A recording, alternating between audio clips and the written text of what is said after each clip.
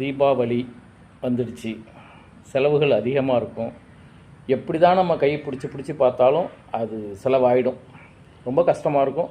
சில சமயங்களில் கடன் வாங்கக்கூடிய சூழ்நிலைகள் பலருக்கும், ஏன் நிறைய பேர் கடன் வாங்கி தான் தீபாவளியே கொண்டாடக்கூடிய ஒரு சூழ்நிலை வரும். இந்த வருஷம் தீபாவளி விட்டுடுங்க.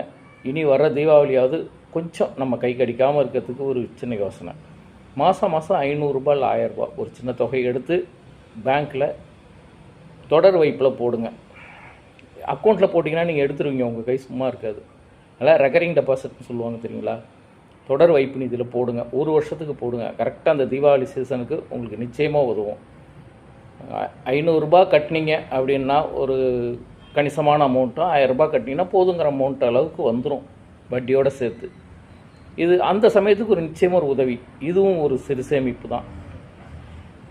காசு இருக்குது, எப்படி வேணாலும் எது வேணாலும் பார்த்துக்கலாம், நமக்கு இதெல்லாம் தேவையில்லை அப்படிங்கிறவங்களுக்கு இந்த பதிவு இல்லை.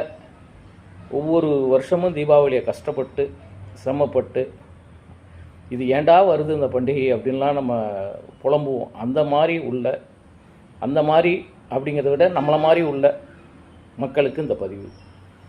ஒரு வருஷம் நம்ம சேர்க்குற பணம் அந்த தீபாவளிக்கு செலவாகும். அனாவசியமாக நம்ம கடன்லேயும் சிக்க மாட்டோம். இது ஒரு யோசனை தான்.